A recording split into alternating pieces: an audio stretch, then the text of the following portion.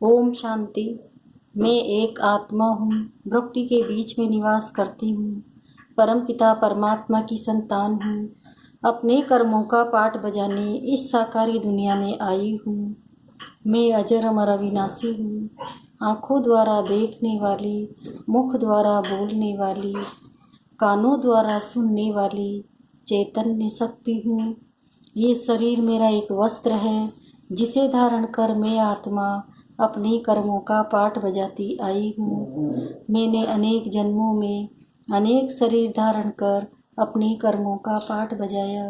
अब मन बुद्धि के द्वारा साकारी लोक से दूर, सूरज चांद तारा गण से भी दूर, आवाज की दुनिया से परे शांति धाम जा रही हूँ।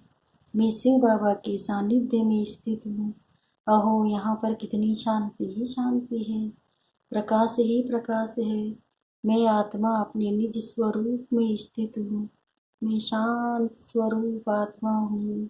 मैं प्रेम स्वरूप आत्मा हूँ। मैं सुख स्वरूप आत्मा हूँ। मैं आनंद स्वरूप आत्मा हूँ। मैं पवित्र स्वरूप आत्मा हूँ। मैं ज्ञान स्वरूप आत्मा हूँ। मैं शक्ति स्वरूप आत्मा हूँ।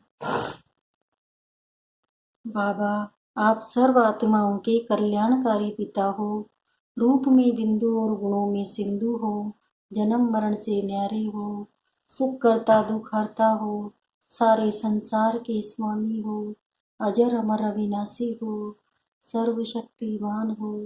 शांति के सागर हो। गुणों के भंडार हो। प्रेम के सागर हो। सुख के सागर हो। पवित्रता के सागर हो। प्रकाशवान हो। मैं अपने शब्दों में आपकी विशेषताओं का वर्णन नहीं कर सकती हूँ बाबा। आपने मुझे परम प्यार देकर मेरी जन्म जन्मांतरों की थकान दूर कर दी है बाबा। आप मेरे परम हितैषी हो। आप ही मेरे सच्चे सच्चे माता पिता हो, सदगुरु हो, टीचर हो, भाई हो, मित्र हो, बच्चा हो, साजन हो। आप ही मेरे सब कुछ हो बाबा। आपसे ही मेरे सर्व संबंध हैं। आप मिले मुझे सब कुछ मिल गया है बाबा। मैं आपकी कहाँ तक सराहना करूं बाबा। आपने तो मुझे जीवदान दे दिया है। आपकी गुण और शक्तियाँ मुझ में समा रही है। मेरे जन्मों जन्मों के पाप कर्म खत्म हो रहे हैं। मैं आत्मा पावन बनती जा रही हूँ, संपूर्ण बनती जा रही हूँ। मैं सदैव आपकी आज्ञाकारी बनकर रहूँगी। आप जो कहोगे। जी हाँ बाबा, मैं आपकी यज्ञ रक्षक यज्ञ स्नेही हूँ। मैं आपकी हूँ, आपकी ही थी और सदा आपकी ही होके रहूँगी। इस भाग्य को सदैव याद रखूँगी और सदा आपकी आभारी रहूँगी। ओम शांति। मैं आत्मा गुणों और शक्तियों से भरपूर होकर वापस साकारी लोक में जा रही हूँ। विश्व की सर्व आत्माओं का कल्याण हो, कल्याण हो, कल्याण हो। सबको सुख मिले, शांति मिले, आनंद मिले। सबको आपका परिचय मिले बाबा, आपका ज्ञान मिले। हर आत्मा आपके वर्षे की अधिकारी बने। संसार सुखमय बनता जा रहा है। प्रकृति के पांचों तत्व शुद्ध सत्वगुणी बनते जा रहे हैं। सबके विकार दूर हो रहे हैं, सब निरोगी हो रहे हैं, सबके कष्ट दूर हो रहे हैं। विश्व की सर्व आत्माओं का कल्याण हो, कल्याण हो, कल्याण हो। 25 जून 2020 की मुरली है। बाबा ने कहा, मीठे बच्चे, बेहद के सुखों के लिए तुम्हें बेहद की नॉलेज मिलती है। तुम फिर से राजयोग की शिक्षा से राजाई ले रहे हो। प्रश्न है, तुम्हारा ईश्वरीय कुटुंब किस बात में बिल्कुल ही निराला है? उत्तर, इस ईश्वरीय कुटुंब में कोई 1 रोज का बच्चा है, कोई 8 रोज का, लेकिन सब पढ़ रहे हैं। बाप ही टीचर बनकर अपने बच्चों को पढ़ा रहे हैं। यह है निराली बात। आत्मा पढ़ती है, आत्मा कहती है बाबा बाबा, फिर बच्चों को 84 जन्मों की कहानी सुनाते हैं। गीत है, दूर देश का रहने वाला आया देश पर आए। ओम शांति। बृहस्पतिवार उसका नाम रख दिया है बृहस्पति। यह त्योहार आदि जो वर्ष वर्ष मनाते हैं, तुम हर हफ्ते बृहस्पति डे मनाते हो। बृहस्पति अथवा इस मनुष्य सृष्टि रूपी झाड़ का जो बीज रूप है, चैतन्य है, वही इस झाड़ के आदि मध्य अंत को जानते हैं। और जो भी वृक्ष हैं वह सब जड़ होते हैं। यह है चैतन्य, इनको कहा जाता है कल्प वृक्ष। इनकी आयु है 5,000 वर्ष और ये वृक्ष 4 भाग में है। हर चीज 4 भाग में होती है। ये दुनिया भी 4 भाग में है। अब इस पुरानी दुनिया का अंत है। दुनिया कितनी बड़ी है ये ज्ञान कोई भी मनुष्य मात्र की बुद्धि में नहीं है। यह है नई दुनिया के लिए नई शिक्षा। और फिर नई दुनिया का राजा बनने के लिए अथवा आदि सनातन देवी देवता बनने के लिए शिक्षा भी नई है। भाषा तो हिंदी है। बाबा ने समझाया है, जब दूसरी राजाई स्थापन होती है तो उनकी भाषा अलग होती है। सतयुग में क्या भाषा होगी सो बच्चे थोड़ा थोड़ा जानते हैं। आगे बच्चियां ध्यान में जाकर बतलाती थी, वहाँ कोई संस्कृत नहीं है, संस्कृत तो यहाँ है ना। जो यहाँ है वह फिर वहाँ नहीं हो सकती। तो बच्चे जानते हैं ये है बृहस्पति, उनको फादर रचता भी कहते हैं। झाड़ का ये है चैतन्य बीज रूप, वह होते हैं जड़। बच्चों को सृष्टि के आदि मध्य अंत को भी जानना चाहिए ना। इस समय नॉलेज न होने के कारण मनुष्य को सुख नहीं है। यह है बेहद की नॉलेज, जिससे बेहद का सुख मिलता होता है। हद की नॉलेज से काग विष्ठा समान सुख मिलता है। तुम जानते हो हम बेहद के सुख के लिए अभी पुरुषार्थ कर रहे हैं। फिर से अक्सर सिर्फ तुम सुनते हो। तुम भी फिर से मनुष्य से देवता बनने के लिए ये राजयोग की शिक्षा प्राप्त कर रहे हो। ये भी तुम जानते हो ज्ञान का सागर बाप निराकार है। निराकार तो बच्चे आत्माएं भी हैं, लेकिन सबको अपना अपना शरीर है। इनको अलौकिक जन्म कहा जाता है। और कोई मनुष्य ऐसे जन्म नहीं लेते सकते हैं जैसे ये लेते हैं, और इनकी भी वानप्रस्थ अवस्था में प्रवेश करते हैं। आत्माओं को सम्मुख बैठ समझाते हैं, और कोई आत्माओं को बच्चे बच्चे कह न सके। कोई भी धर्म वाला हो जानते हैं शिव बाबा हम आत्माओं का बाबा है, वह तो जरूर बच्चे बच्चे ही कहेंगे। बाकी कोई भी मनुष्य आत्मा को ईश्वर नहीं कह सकते, बाबा नहीं कह सकते। यूं तो गांधी को भी बापू कहते थे, म्यूनिसिपैलिटी के मेयर को भी फादर कह देते हैं, परंतु वो फादर हैं सब देहधारी। तुम जानते हो हमारी आत्माओं का बाप हमको पढ़ाते हैं। बाप घड़ी घड़ी कहते हैं अपने को आत्मा समझो। वह बाप आकर पढ़ाते भी आत्माओं को हो। ये ईश्वरीय कुटुंब बाप ने इतने ढेर बच्चे हैं। तुम भी कहते हो बाबा हम आपके हैं। तुम बच्चे हो गए, कहते हैं बाबा हम 1 रोज का बच्चा हूँ, 8 रोज का बच्चा हूँ, मास का बच्चा हूँ। पहले जरूर छोटा ही होगा, बल 2-4 दिन का बच्चा ही है, परंतु आर्गन्स तो बड़े हैं ना।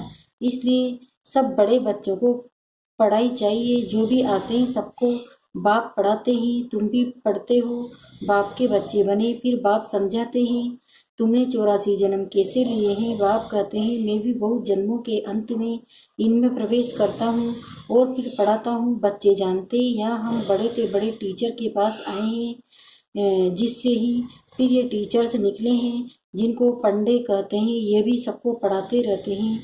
जो जो जानते जाएंगे पढ़ाते रहेंगे। पहले पहले तो समझाना ही ये है, 2 बाप है ना, एक लौकिक दूसरा पारलौकिक। बड़ा तो जरूर पारलौकिक बाप हो गया जिसको भगवान कहा जाता है। तुम जानते हो अभी हमको पारलौकिक बाप मिला है और किसी को पता नहीं, धीरे धीरे जानते जाएंगे। तुम बच्चे जानते हो हम आत्माओं को बाबा पढ़ाते हैं।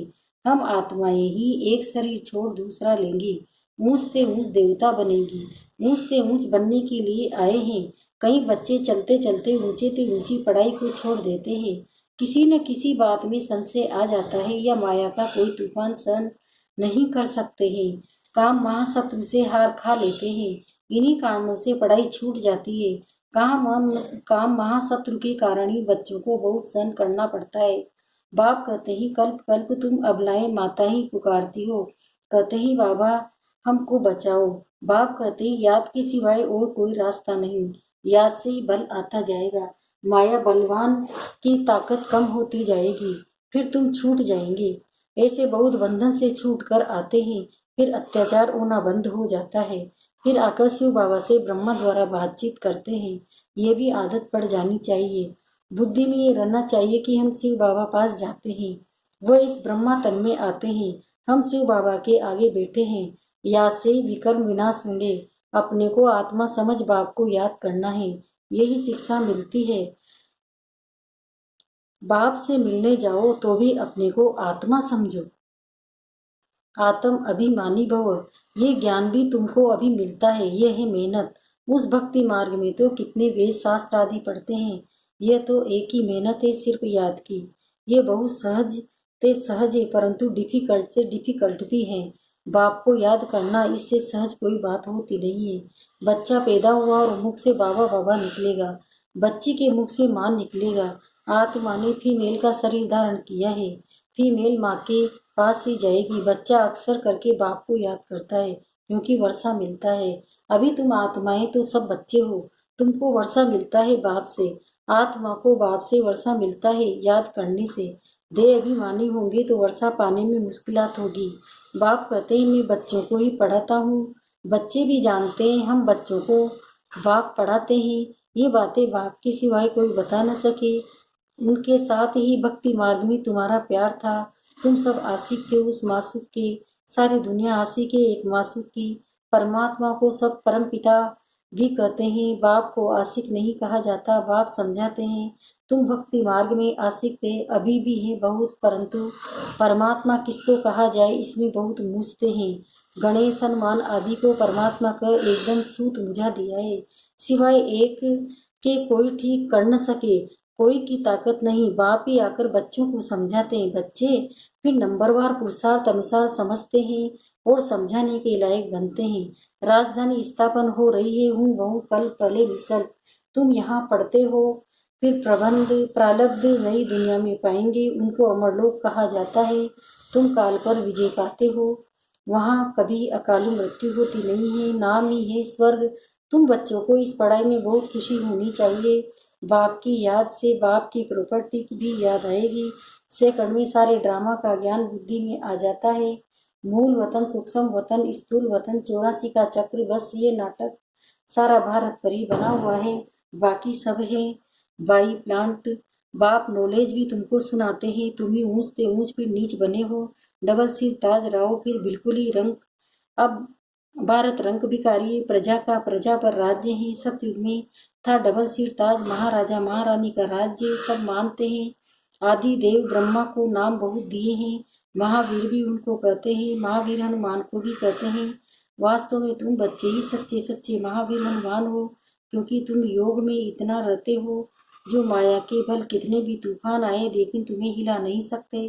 तुम महावीर के बच्चे महावीर बने हो, क्योंकि तुम माया पर जीत पाते हो। 5 विकार रूपी रावण पर हर एक जीत पाते हैं, एक मनुष्य की बात नहीं। तुम हर एक को धनुष तोड़ना है, अर्थात माया पर जीत पानी है, इसमें लड़ाई आदि की कोई बात नहीं।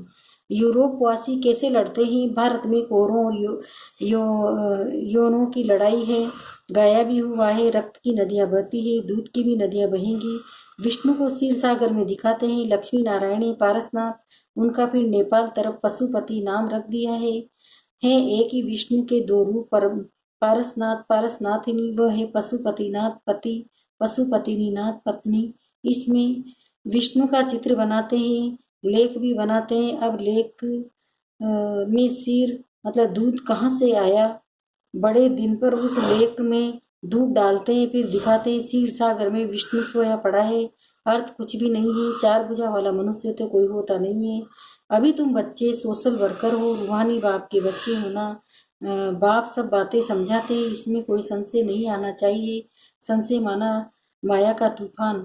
तुम हमको बुलाते ही हो, हे पतित पावन आओ, आकर हमको पावन बनाओ। बाप कहते ही मामेकम याद करो तो तुम पावन बन जाएंगे। 84 के चक्र को भी याद करना है। बाप को कहा जाता है पतित पावन। ज्ञान का सागर 2 चीज हो गई, पतित को पावन बताते हैं और 84 के चक्र का ज्ञान सुनाते हैं। ये भी तुम बच्चे जानते हो, 84 का चक्र चलता ही रहेगा, इनकी एंड नहीं है। ये भी तुम नंबरवार पुरुषार्थ अनुसार जानते हो। बाप कितना मीठा है, उनको पतियों का पति भी कहते हैं, बाप भी है। अब बाप कहते हैं मेरे से तुम बच्चों का बड़ा भारी वर्षा मिलता है, परंतु ऐसे मुझ बाप को भी फारकती दे देते हैं। ये भी ड्रामा में नूंद है, पढ़ाई को ही छोड़ देते हैं, गोया फारकती दे देते हैं। कितने बेसमझ है, जो अकलबंद बच्चे हैं वह सहज ही सब बातों को समझकर दूसरों को पढ़ाने लग पड़ेंगे। वह फौरन निर्णय लेंगे कि उस पढ़ाई से क्या मिलता है और इस पढ़ाई से क्या मिलता है, क्या पढ़ना चाहिए। बाबा बच्चों से पूछते हैं, बच्चे समझते भी हैं कि ये पढ़ाई बहुत अच्छी है, फिर भी कहते हैं क्या करें, जिस्मानी पढ़ाई नहीं पढ़ेंगे तो मित्र संबंधी आदि नाराज होंगे।